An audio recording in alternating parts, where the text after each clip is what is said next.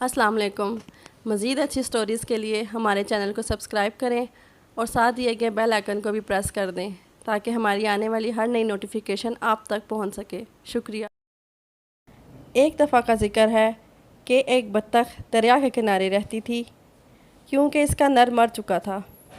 وہ بیچاری ہمیشہ بیمار رہتی تھی۔ ایک دن اس کی طبیعت زیادہ خراب ہو گئی تو وہ ڈاکٹر کے پاس گئی۔ ڈاکٹر نے اسے بتایا کہ تمہاری بیماری ایسی ہے کہ تم جلد مر جاؤ گی۔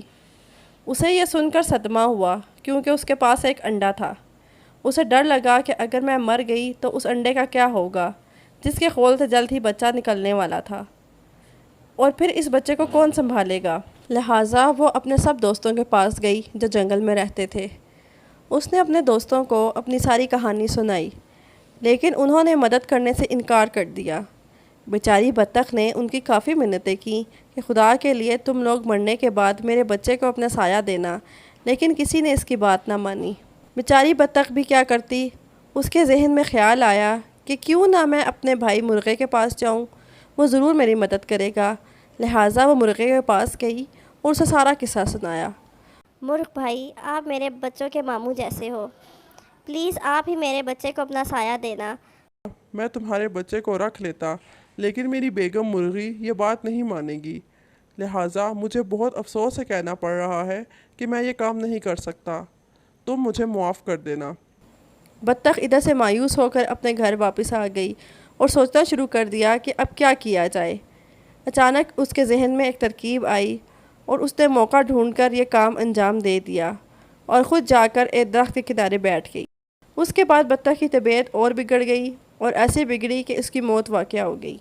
جب مرغ کے بچے انڈوں سے باہر نکلے تو ان میں ایک بطخ کا بچہ بھی تھا۔ مرغ تو سب جان گیا تھا، لیکن اس نے مرغی کو بتانا مناسب نہ سمجھا۔ مرغی نے کافی شور شرابہ کیا اور بولی، میرے بچوں کے ساتھ بطخ کا بچہ نہیں رہے گا۔ مرغ نے اسے کافی سمجھایا، لیکن مرغی نے اس کا کہنا نہیں مانا۔ مرغی نے اپنے بچوں کو منع کر دیا کہ بطخ کے بچے سے کسی کو بات نہیں کرنی ہے۔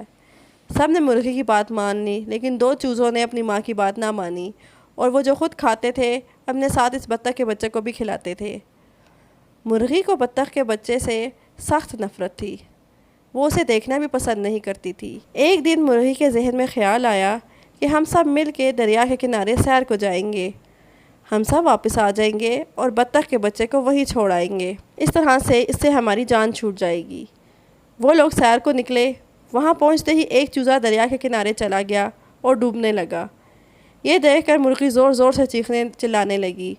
چونکہ بطخ کے بچے کو تیرنا آتا تھا، لہٰذا اس نے فوراً دریا میں تیرنا شروع کر دیا اور اس چوزے کو نکال کر باہر لے آیا۔